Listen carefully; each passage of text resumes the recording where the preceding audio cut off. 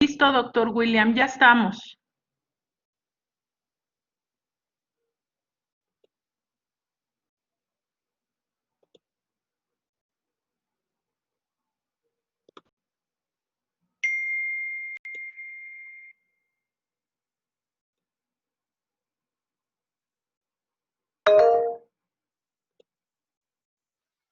Aló, ¿me escuchan?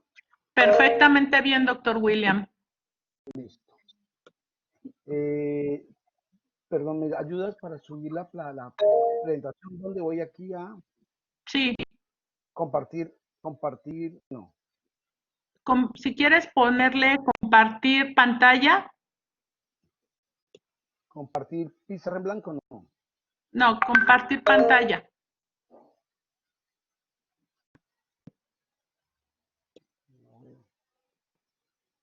Dice compartir aplicación pantalla.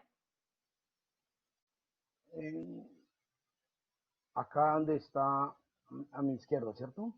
¿Es cierto?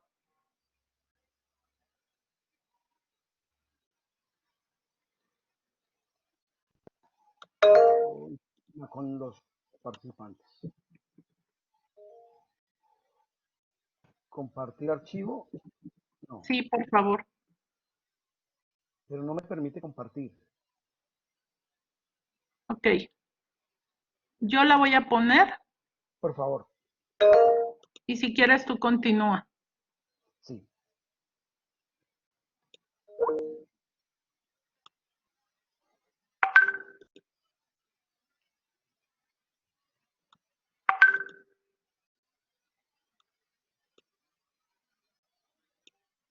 Listo.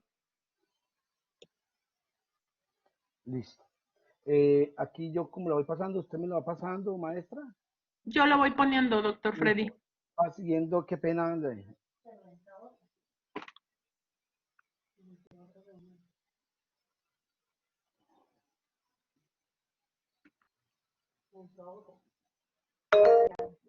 Listo, doctor Freddy, adelante.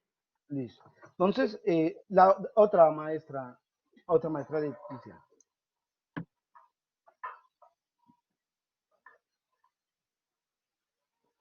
Sí. Otra. Entonces, sigue la siguiente. Entonces, vamos a arrancar diciendo que la educación siempre está inmersa en las condiciones de crisis. El segundo principio de la termodinámica precisamente va a decir eso, que todo lo que está en orden va a atender hacia el caos, ¿sí? Entonces, en ese orden de ideas, pues el lío que hemos tenido muchas veces es que hemos querido pensarnos una educación desde las certidumbres, desde las estabilidades, cuando la dinámica existencial de la vida es completamente caótica, ¿sí? Lo que pasa es que el caos nos da miedo aceptarlo y asumirlo. Pasemos, ¿sí? Entonces, por ejemplo, si mira, vamos a mirar algunas realidades de esa escuela en crisis que ha estado siempre. Solamente voy a nombrar algunas, por favor, aquí son malas que me quedan por fuera. Durante la Segunda Guerra Mundial y durante las guerras, las escuelas han afrontado la crisis, han afrontado la dificultad, han afrontado la situación. Han estado ahí presentes, ¿sí? Nomás vean las máscaras con las que se plantean las imágenes, muy apropiadas para nuestro tiempo. Parecía que esa imagen la podríamos colocar a color hoy y no nos aterraría. Sigamos. No podemos negar también que en Francia, durante la revuelta de mayo del 68, eso nos ha llevado a nosotros, perdón que aquí se me activó algo. Eso nos ha llevado a pensar también en Francia como una escuela que estaba allí en condiciones problemáticas. Sandra, y eso nos lleva también a unas dificultades. Pero mire que esa crisis de mayo del 68 nos dio origen a las universidades grandes de Francia, ¿no? París 7, París 6, son resultado de esa crisis de la escuela. Sigamos. Indudablemente, ustedes en México han vivido esa experiencia de esa escuela en crisis, de esa escuela esa educación que ha afrontado las dificultades. Y tenemos que decir que en esta conferencia faltan 43. 43 estudiantes de la normal de Ayotzinapa, que responde a esas dinámicas de esa educación en tiempo de crisis. Y vámonos también hacia el cono sur, porque a nivel del continente americano hacia el sur, digamos, en Argentina, la otra diapositiva, por favor, nos encontramos con esa educación que también vivió la noche de los lápices, la noche de los bastones largos, que vivió la represión y que son muchas situaciones las que nos han afectado en América Latina y en el mundo. No puedo negar y no puedo cerrar sin hablar de nuestra realidad, de nuestro contexto colombiano. ¿Sí? Entonces, vamos a la otra diapositiva. En Colombia hemos tenido que vivir con una escuela en medio del conflicto armado. Una escuela que muchas veces ha estado en medio de combates de grupos insurgentes con el Estado, y eso afecta a las dinámicas. Y la escuela ha estado allí, y la escuela tiene que responder a eso. Vamos, la otra. Y la escuela tiene que estar pendiente de eso. Ahora, con eso quiero decir lo siguiente. El COVID-19 no causó la crisis, sino que la desnudó. La crisis siempre ha estado. Lo que pasa es que hemos sido indiferentes frente a ella.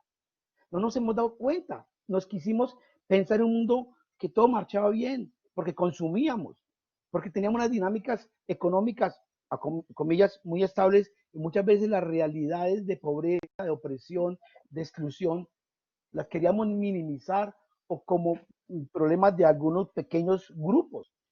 Y lo que hizo el COVID fue agudizar, y porque no solamente tocó a los pobres y más abandonados de la sociedad, sino que ha tocado hasta los países más ricos y poderosos que hemos tenido.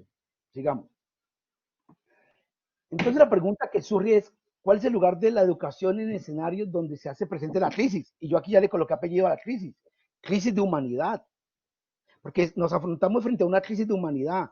Todo el mundo piensa que estamos frente a una crisis solamente de salud o médica, pero se nos olvida que aquí lo que ha reflejado y lo que nos estamos dando cuenta es que hay una ruptura en las relaciones humanas.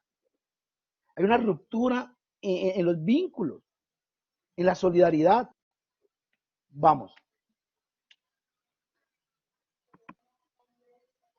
En ese sentido, la educación hoy se encuentra frente a un desafío importante.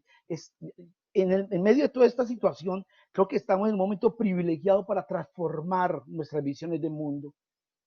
Y muchas veces esas crisis y esos cambios generan ruptura, generan incertidumbre, generan miedo. Y a eso que nos estamos afrontando, apenas estamos asumiendo el golpe, la incertidumbre. Ahora tenemos que pensarnos en estas dinámicas. Vamos. Por eso yo en ese segundo momento quiero preguntarme sobre la educación, o quiero más bien plantear la educación debe responder a esas necesidades de su tiempo y de su espacio. El agente pedagógico es un agente que está inmerso en las condiciones del tiempo y el espacio. El maestro, la institución, la universidad, la escuela, es un agente sociohistórico, no puede estar alejado de él. Vamos, y aquí quiero contar una historia que me gusta muchísimo. Brevemente, esta historia, vamos a la otra presentación, la otra, esta sociedad plantea lo que este hombre se quedó congelado, es un cuento lógicamente, se quedó congelado en un páramo, y ahorita con el calentamiento global pues se descongeló y llegó a la ciudad y encontró la ciudad con toda la tecnología, computadores, celulares, carros de última gama, y el tipo quedó desconcertado, el tipo quedó asustado, iba a entrar ya en crisis emocional, iba a entrar ya en paranoia, cuando vio un lugar que decía escuela. Entró y se sintió tranquilo y relajado porque allí nada había cambiado.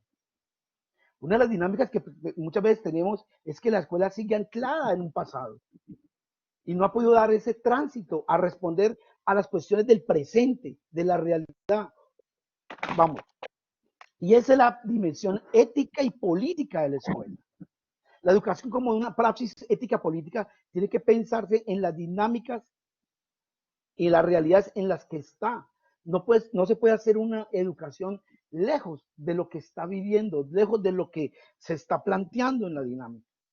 Entonces, hoy uno de los desafíos es pensar una educación en tiempo presente, frente a las dinámicas y desafíos que estamos viviendo. Vamos, para poder responder a los tiempos, no a los sistemas. Es que una de las cuestiones tristes que la educación ha caído es que está respondiendo más al sistema institucional, político o económico, más que a las necesidades históricas de las comunidades, de los pueblos.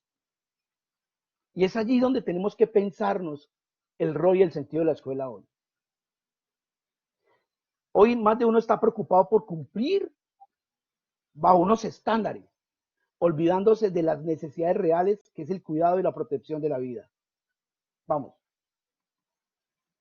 En ese sentido, Freire nos va a plantear eso, en ese hermoso libro, Cartas a quien pretende enseñar. Y dice que nosotros podemos hoy ofrecer una reflexión profunda dependiendo de nuestro saber o de nuestra incompetencia.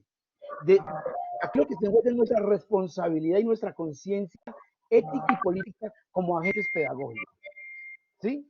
Y por eso termina esta frase hermosa diciendo que podemos pensar en una educación que vaya luchando contra las injusticias y que nos permita con los estudiantes ir construyéndose como presencias notables en el mundo. Acordémonos que Freire dice que enseñar las letras hay que enseñarlas a través del mundo. Nadie educa a nadie, nadie se educa solo, nos educamos en comunidad con el mundo como mediador. Y hay que enseñar a leer el mundo y a través del mundo enseñar a construir y aprender las letras. Vamos. Esa dimensión ética política configura una idea profética de la escuela. Un profeta que denuncia todas las injusticias y las condiciones injustas que estamos viviendo y que se impide que sea agente y gestor de transformación. Pero también el profetismo tiene una doble dimensión, de denunciar la injusticia, pero también, maestro, vamos, de ser agente de esperanza, de florecer en los sectores más agresivos. Vamos con la otra diapositiva, por favor. Vamos para ser agente de esperanza y florecer allí en las condiciones más agresivas. Miren, si algo tiene la educación y los maestros de bello y de maravilloso, y por eso admiro y valoro tanto a los maestros, es porque son capaces de florecer en los lugares más recónditos y su creatividad y su dinamismo y su palabra pedagógica, su palabra llena de vida, de humanismo, es capaz de hacer nacer la esperanza, el amor y transformar realidades injustas en condiciones mucho más positivas. Eso es una gente, es una dimensión profética de la escuela. Vamos. Por eso a mí me gusta esta imagen de Jano Bifonte, y yo pienso que la educación tiene que ser así, mirar el pasado para conservar la memoria histórica, como memoria histórica, porque no la podemos perder, pero apuntando hacia el horizonte de sentido, y el horizonte de sentido de la educación. ¿Cuál es el horizonte? ¿Hacia dónde estamos vislumbrando? Y esa sería una buena pregunta para nuestras instituciones hoy. ¿Hacia dónde le estamos apuntando? Porque muchas instituciones hoy han hecho el mejor open house. El mejor open house ha sido esta supuesta educación virtual, porque muchas han desnudado que realmente no le están apuntando a horizontes de sentido pedagógicos y educativos, sino que estaban ancladas en unos sistemas rigurosos, casi que los niños se vuelven los niños bien torturas pedagógicas en las escuelas. Continuemos. Por eso el tercer momento que quiero plantear es que hay una urgencia pedagógica de pasar de la escuela que enseña a la escuela que aprende. Y vamos a ver qué quiere decir eso. Vamos.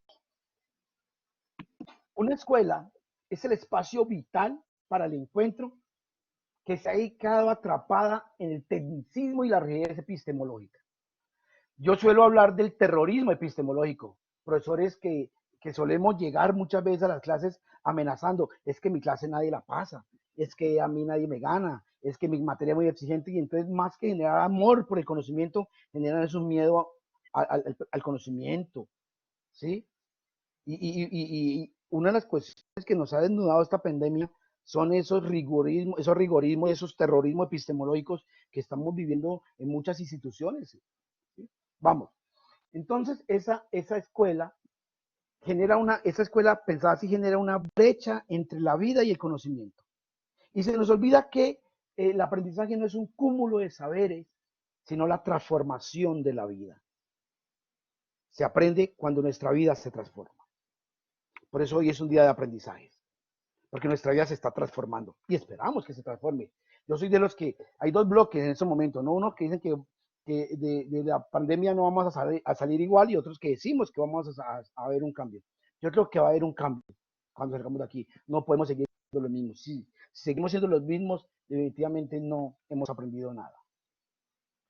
Pero no tenemos que esperar que pase la pandemia para cambiar, sino que generar el cambio desde ahora. Empecemos a cambiar desde hoy, a generar procesos de transformación desde hoy. Continuemos. La otra diapositiva, por favor, maestra. Entonces, esta es una de las cosas que a mí me ha encantado muchísimo cuando uno habla de esto, la escuela como espacio para el ocio, y aquí empieza más de uno a rasgarse las vestiduras, ¿sí? Porque como nosotros nos han enseñado y nos han inculcado que el ocio es peligroso y que un muchacho no puede estar desocupado, ¿sí? Entonces, nos aterra la idea del ocio. Vamos a la otra diapositiva para que miremos qué es eso de la escuela como ocio. Es curioso que la escuela en su término original de escuela en griego, ¿sí? Escolain, va a significar precisamente ocioso, tiempo dedicado a, tiempo para la meditación, tiempo para pensar los sentidos de vida. Entonces la escuela, ¿sí? Es el espacio para el ocio, es el espacio y el tiempo dedicado para el cultivo del espíritu. Maestra, seguimos, por favor, y vamos pasando. Sí. Y entonces la escuela tiene una dimensión más ética que epistemológica, porque busca una idea de humanidad. Es la escuela del ocio, de los sentidos, de los horizontes de sentido. Pero vamos pasando una por una, la que sigue. Una solita, primera. Una sola. Una. Ya no, doctor Freddy, eso es todo. ¿No veo? ¿Sí? Ah, no, ahí sigue. Sí. Hasta que, siga, apareció el negocio. Y el negocio, dele la otra, nos esclavizó. Y entonces el negocio precisamente es la negación del ocio. Entonces produzca. Entonces se nos convirtió la escuela no en el espacio para el ocio, sino en el campo de producción industrial. Entonces generamos profesionales en serie y entonces estandarizados. Y por eso estamos frente a la escuela de la producción, del aseguramiento, y entonces los discursos de calidad empresarial y estándares y evidencia. Pero lo que está sucediendo es que nos perdemos en los horizontes. Continuemos. Entonces, esa característica de la escuela que enseña es una escuela estática y normalizadora, es la escuela de la normalidad. ¿Sí? Es la escuela de las filas, de la rigurosidad, de certidumbres y absolutos. Yo ahorita voy a hablar de los tres peligrosos absolutos que tenemos: el absoluto de bondad, el absoluto de normatividad y el absoluto de tener la razón. ¿Sí? Y entonces la escuela de la producción, de evidencia, de estándar, resultados. Yo me imagino que aquí uno de los que me está escuchando está volado de sus puestos de trabajo y está preocupado porque cómo va a evidenciar ese tiempo, porque es que hay que, el control, ¿no? Es el panóptico del control. Es una escuela de los contenidos, es escuela que enseña, es una escuela de los contenidos y calificaciones, alejada de toda realidad social y todo compromiso social. Es una escuela centrada en la razón. Por lo tanto, es una escuela de la fragmentación, una escuela que trabaja para mantener el statu quo social o moral. Entonces son las que sacan grandes publicidades para mostrar que son los mejores y con unos rigorismos morales que, uy, no, válgame Dios, no nos dejan vivir en felicidad porque nos controlan la moral. Y es lo que va a llamar Víctor Frank una escuela que, más que una escuela de la vida, es una fábrica de monstruos educadísimos. Sigamos. Entonces, ¿cómo se vive esa escuela que enseña en la pandemia? Para que miremos. ¿Qué me he encontrado yo? Por ejemplo, mi hija en estos momentos no puede estar siguiendo la conferencia porque está en un examen. Y miren el paradójico, está en un examen y el profesor les dijo, tienen que tener la cámara abierta, tienen que tener el micrófono abierto, tienen que hacerlo en papel y tienen 5 minutos terminado el examen para que lo escaneen y lo manden. Dios bendito, ¿a qué nos encontramos? A una saturación y sobrecarga de activismo escolar, de estudiantes y profesores. Hoy estamos frente a la falacia de educación virtual. A mí me perdonan, pero nosotros no estamos viviendo educación virtual. Estamos haciendo educación presencial asistida por computadores. Porque estamos repitiendo los mismos patrones, las mismas dinámicas, las mismas formas. ¿Sí? Y no hemos salido de esos esquemas magistrales, rigurosos, controladores. Es decir, tenemos una preocupación por controlarla a todo el mundo. Y muchas instituciones y universidades están tratando de mostrar a los padres de familia que sí trabajan para poder cobrar la mensualidad. ¿Sí? Porque entonces hay una cuestión que está preocupado más en la economía que en la vida. Mire, tenemos en Colombia, la imagen la ven ustedes allí, estudiantes que los están obligando a asistir con uniforme, que se sienten frente a un computador con el uniforme. Es decir, esto es una cuestión, una locura. Y porque nos hemos centrado más en los instrumentos, computador, celular, ¿sí? Que en los propósitos. Eso lo estamos viviendo hoy. Entonces, eso nos demuestra que es una escuela descontextualizada a su tiempo. Vamos. Hoy vemos como obstáculo que muchos estudiantes no tengan computador o wifi. Pero muchas veces nunca nos dimos la preocupación de que esos mismos estudiantes no tuvieran con qué comer o con qué comprar un cuaderno. Muchas veces cuando el estudiante nos decía que tenía situaciones económicas y nos preguntaba, nosotros le decíamos, esto no es problema mío. Eso no es problema mío. Aquí se viene a aprender. La crisis siempre ha estado, pero hemos sido indiferentes a ella. Nos hemos obviado. Y entonces hoy muchas veces, para justificar muchas veces lo que desnudó la pandemia en nosotros, en nuestras visiones de mundo y en esas visiones de integralidad, la queremos trasladar a un instrumento. Hemos querido centralizar el problema del instrumento. Sigamos, maestra. Maestra, ¿cómo voy de tiempo? ¿Me regala para yo saber cómo me regulo un poquito? Sí, doctor Freddy, vamos 10:47. Si quiere unos 5 minutos más, también tengo que dejar de compartir para poner los links Gracias. de la asistencia y preguntas, por favor. Gracias. Sí, por eso pedía el tiempo. Gracias. Entonces, Gracias. el problema no es si tenemos no tecnología, sino nuestra visión frente a la escuela. Aquí el problema no es de instrumentos. No estoy negando, como decía en ese momento, es cierto. Pero el problema aquí real y de fondo es un problema de visión de educación. Nuestra concepción de educación es la que tiene que cambiar. Si cambia nuestra concepción y pensamos nuestros horizontes de sentido de la educación, los instrumentos aparecerán. Vamos, maestra. Entonces, hay una incapacidad para comprender la educación como acontecimiento existencial. Y acontecimiento, como dice Juan Carlos Melich, un acontecimiento es que nos transforma la existencia, algo que está cambiando la vida. Qué rico que la vida, que esas cosas que pasan en la escuela nos transformen a los niños y a nosotros. Vamos, que no se centre tanto en la economía. La escuela es un espacio donde acontece la vida. Entonces, la escuela no es un lugar, es un espacio. La escuela se traslada, se amplía, se dinamiza en esas dinámicas reales de la cotidianidad y de la sociedad. Sigamos.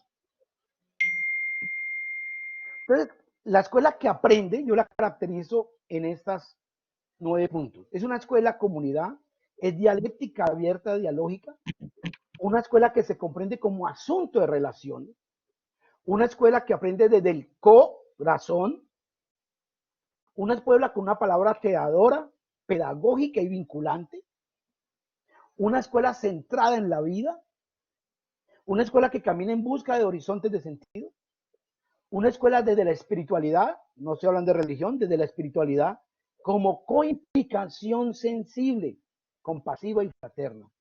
Y es una escuela de la proximidad. Vamos. En ese sentido, yo no hablo de enseñar, me gusta hablar de aprender. Y me uno a Gutiérrez y Daniel cuando dicen que enseñar es un acto de dominación, de colonización del pensamiento. Freire va a decir que la educación no es para el estudiante, la educación se hace con el estudiante. Pero con otros tenemos ese afán de poder, de que nos conozcan como el centro del poder. Entonces pensamos que aquí eh, eh, el aprendizaje es perder ese rol, esa figura. No, el aprender, la comunidad aprendiente es una comunidad que camina, por eso la idea de pedagogo, paidagogos, que camina con el otro, que construimos con el otro. Vamos, para llegar al último punto. Entonces, la pedagogía y la proximidad. ¿Qué propongo yo para la pedagogía de proximidad? Para pensar una educación en tiempos de crisis. Vamos. Es una educación que tiene que comprender la vida como dialéctica, incierta y paradójica. Lo que pasa es que como nosotros teníamos una idea de vida estática, de certidumbres y de ortodoxias, entonces, claro, aparecer cualquier situación nos descontrola. Mire que hoy lo tuvimos. Hoy tuvimos un inconveniente, porque la dialéctica de la vida nos cambió. Y nos tocó migrar a Zoom y volvimos acá. Y esas son las dinámicas de la vida. Y se afronta. Y la vida es esa. Y eso nos puede pasar a nosotros, le puede pasar a mucha gente. Continuemos. Y entonces, lo que estamos aquí, y eso para mí es fundamental, estamos frente a un cambio civilizatorio de nuestra relación. Ese cambio civilizatorio a nivel epistemológico, dejar de pensar en la razón como absoluta. Económica, el capitalismo empezó, nos dimos cuenta que el capitalismo no es la panacea. Y tenemos que pensar en otras relaciones de economía más solidarias, más fraternas, que privilegien la vida, las relaciones y el amor. Relaciones espirituales, dejar de tanto dogmatismo, de tanto ritualismo y tener una dimensión espiritual más desde los vínculos. Unas dinámicas sociales, nuestros vínculos sociales tienen que transformarse. Lógicamente es mucho más amplio, cada uno daría para una conferencia, pero aquí lo estoy muy ligeramente. Y la que nos incumbe a nosotros, que es un cambio en las dinámicas pedagógicas. ¿Qué implica qué? Vamos. Esa dinámica pedagógica implica pensar la sensibilidad unida a la ciencia, una ciencia con conciencia, una ciencia que se une con la razón, con la música, con el trabajo, con la poesía, que sea unidad, integralidad, que sea comunión. Continuemos. Entonces, una visión de escuela aprendiente, abierta, una pedagogía de la proximidad, perdón, comprende una visión de escuela aprendiente, abierta, trascendente, comunitaria y dinámica. No como lugar, sino como espacio de relaciones vitales. Una escuela no desde el servicio, sino desde la vida. Porque es que muchas veces los servicios empiezan, cuando hablamos de servicios, pensamos desde la economía y nos olvidamos de la vida. Continuemos. Y entonces la visión de educación desde la vida, no desde la razón, sino corazón. Que no la centralice. Y por eso es la figura de trabajar en el corazón de nuestros estudiantes. Silvio Rodríguez tiene una canción muy bonita que se llama Reparador de Sueños, para que la puedan escuchar. Vamos. Y entonces la praxis pedagógica de proximidad es la ética de hacerse prójimo, y hacerse prójimo con el que está al lado. Y esto implica, vamos a ver qué implica esto, muy ligeramente para cerrar. Vamos. Una visión pedagógica como mediación y implicación con el mundo. Continuemos. Tenemos que perder el miedo a la normalidad. Dejemos de perder el miedo a la normalidad, porque es que hemos construido un mundo tan normales que los anormales terminan siendo excluidos. O la escuela tiene que pensarse desde la normalidad. ¿Sí? Continuemos. Desde la felicidad, una escuela de sentidos de vida, desde el aquí, del presente, una escuela del hoy, porque es que siempre estamos pensando para el futuro, y entonces, futuro, pero también desde hoy, desde el aquí y ahora, una escuela del presente. Continuemos. Por eso yo le he dicho a mi hija siempre que no se crezca, pero ya está muy grande, pero que siempre conserve esa inocencia, porque la educación tiene que hacerse desde la inocencia. Vamos para poder terminar. Una educación que favorezca el asombro como principio de sabiduría, ¿vale? Transformadora, por no colocar subversiva, ¿cierto? Y pensemos en la subversión así, damos, miremos esa forma de ser subversivo. La educación tiene que ser subversiva, que no significa violenta, sino romper con los esquemas, subvertir el sistema injusto con el que muchas veces nos afrontamos. Dale. Una educación compasiva, compasiva con el sufrir del otro. ¿Sí? ¿Vamos? Y yo pienso que los niños en ese sentido, como lo dice el Evangelio, eh, tenemos que tener una mentalidad de niños, ¿sí? No infantiles, sino de inocencia, de construcción, de reconciliación y de paz. Vamos. Quiero finalizar con esta frase. Llegué a una conclusión amedrentadora. Soy el elemento decisivo en el aula de clase. Es mi relación personal la que crea el ambiente. Es mi humor diario el que genera el clima. Como profesor, poseo un tremendo poder para hacer la vida de un niño miserable o alegre. Puedo ser la herramienta de tortura o el instrumento de inspiración. Puedo humillar o alegrar, herir o curar. En todas las circunstancias, mi respuesta es la que decidirá si una crisis podrá ser vencida o vencedora. Y si un niño puede ser humanizado o deshumanizado. Con esto quiero decirles muchas gracias. La educación en tiempo de crisis es una educación que tiene que nosotros reconocernos en nuestra dinámica pedagógica, social y política. Por mi parte, muchas gracias, espero haber sido claro y bueno, quedo abierto al diálogo y ojalá, ahí en la presentación están mis datos para los que me quieran escribir y seguir dialogando. Doctor Freddy, muchas gracias. Vamos a darnos unos 10 minutitos más. Estoy empezando a recibir preguntas por fuera. En un minuto les voy a poner los links para que ustedes puedan registrar su asistencia y también mandarnos más preguntas. Por lo pronto voy a leerle la primera pregunta que nos dicen la maestra Areli de Campus VM Coyoacán. ¿Cómo podemos ir transitando de la escuela que manufactura a la escuela que aprende? Bueno, muy buena pregunta. Yo creo que aquí es donde tenemos que asumir una experiencia ética y de sensibilidad. Si usted, maestra, y todos los que se hacen la misma pregunta, ya se han hecho la pregunta, ya es un primer paso para trascender y poder caminar en esos procesos. Es ahí donde tenemos que perder los miedos a generar rupturas, a generar inestabilidad en cosas y sobre todo la posibilidad de generar una educación provocadora, problematizadora, ideológica, como lo plantea el mismo Freire, ¿no? Yo creo que un camino absoluto no hay una fórmula, pero creo que la misma idea que nos empecemos a pensar cómo hacerlo, cómo generar esas propuestas y escuchar mucho la voz de nuestros estudiantes, de nuestros compañeros, nos permite caminar y trascender. Tengo una siguiente pregunta y también en este momento les estoy pegando el link para que nos hagan favor de registrar su asistencia.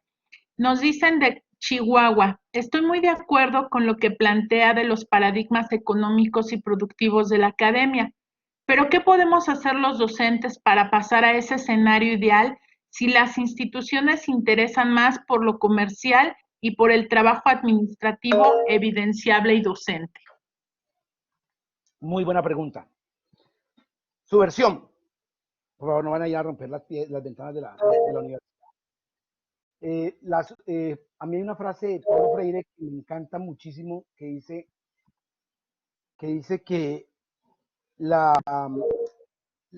reivindicación laboral de los maestros está atravesada por la transformación pedagógica de los mismos. Si yo tengo que empezar a generar y ser coherente, yo creo que aquí hay una cuestión de coherencia. Sé que estamos inmersos dentro de estas dinámicas, yo también no puedo negar, pues, no podemos ser tan ingenuos, pero sí, yo creo que en esas reflexiones y en esos diálogos con los estudiantes, problematizadores, críticos, que permitan generar esas transformaciones, se puede dar, porque es que no puede ser válido que yo critique el sistema, que sea un crítico del sistema, que sea un contestatario, si me permiten la palabra. Pero cuando un estudiante me confronta, cuando un estudiante me dice que no está de acuerdo conmigo, mi respuesta es acabar con él. Es decir, quiero democracia para mí, pero soy un dictador para los demás. Mi práctica pedagógica, mire, yo siempre he dicho, los ministerios de educación, las secretarías de educación podrán controlarnos cualquier cosa, pero en el discurso, en el encuentro vital, no. Y si me lo permiten, para mí una de las cuestiones que más extraño en ese momento de la universidad, además del aula, es la cafetería. Pero no porque coma, sino porque es que allí encuentro los mejores diálogos con los estudiantes. Y muchas veces las cuestiones más profundas se dan allí, cuando los estudiantes participan, se transforman. Y desde allí podemos generar transformaciones, generar movimientos de estudiantes, generar grupos de estudio, generar grupos profesorales y recuperar la pedagogía como sentido fundamental del maestro. Gracias, doctor Freddy. Tenemos aquí comentarios, preguntas que nos dicen, ¿cómo podemos lograr un aprendizaje bajo la modalidad que estamos trabajando actualmente? Intuyo que es la modalidad virtual. Y dice también el de Querétaro, si debemos unirnos en una revolución ideológica y romper paradigmas, debemos impulsar el pensamiento creativo, los valores y la innovación. ¿Qué piensa usted de esto, doctor Freddy? Perfecto. No, es que no puedo decir más. Es precisamente eso la idea que yo quiero compartir. Y si me están preguntando por contenidos, yo digo que en ese momento la preocupación no son contenidos. Mire, voy a hablar del caso Colombia, no sé si es el caso médico, espero, ¿sí? Pero le cuento que aquí en Colombia todo el mundo está más preocupado por las tareas, los talleres, las notas, que si va a pasar el año o no. Y yo creo que en ese momento la única preocupación que a mí me mueve, el único aprendizaje que a mí me mueve es el cuidado de sí y la conservación de la vida. Se los he dicho a mis maestros con los que trabajo y en muchos espacios.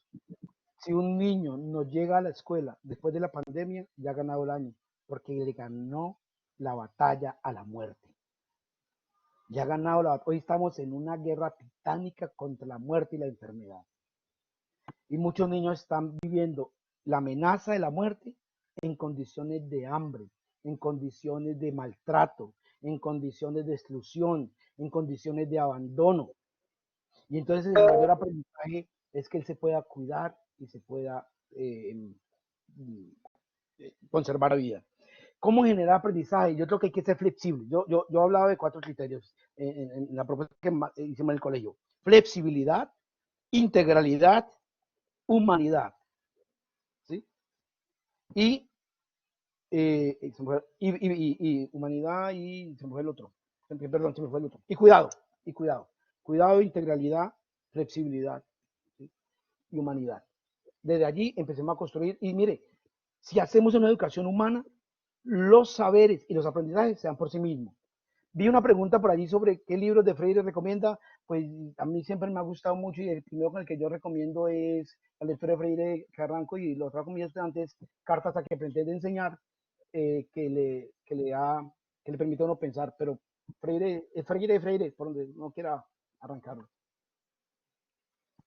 Sí, tenemos otra, doctor Freddy. Sí, Dice, ¿qué retos le esperan a la educación virtual? perdón, no le comprendí bien. ¿Me la puedes ¿Qué repetir? retos?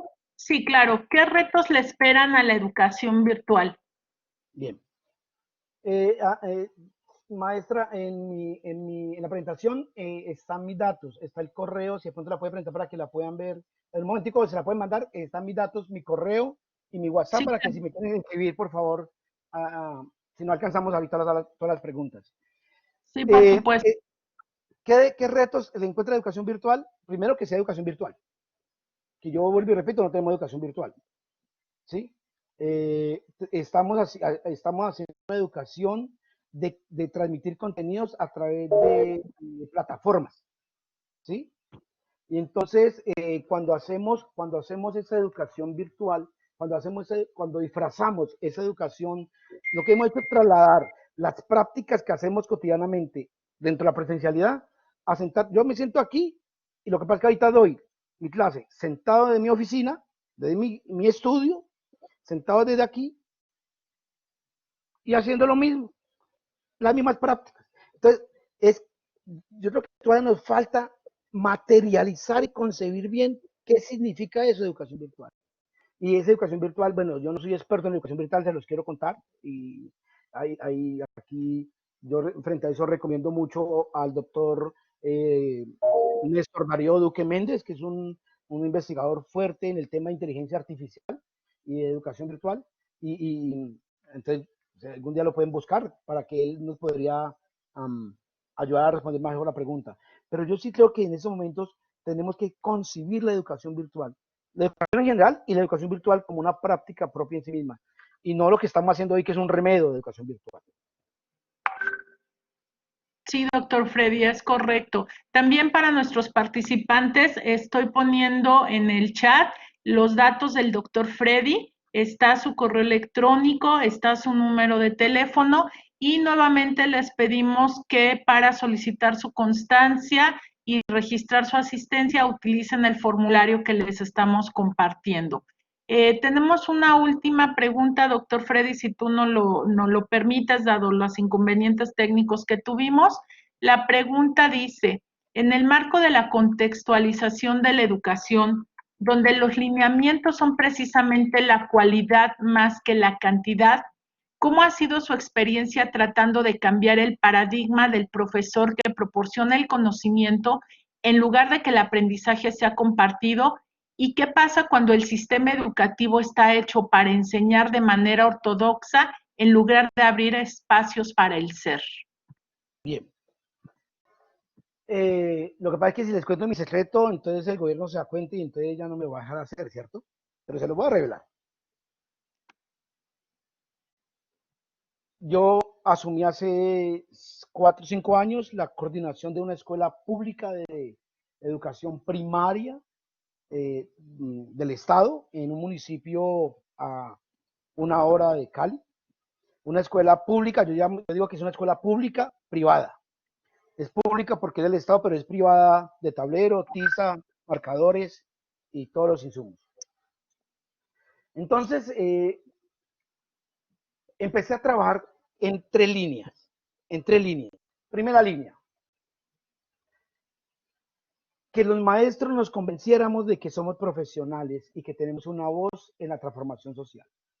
Porque una de las cuestiones que tenemos muchas veces es que los maestros no nos reconocemos como profesionales en la sociedad. Y el Estado, las instituciones, la sociedad siempre nos golpea y nos responsabiliza de todos los males que pasan en la sociedad. Y entonces muchas veces nosotros cuando nos hablamos con otras carreras, pues como que nos vemos apocados y como que no nos reconocemos como profesionales. Entonces la idea es reconozcámonos como profesionales.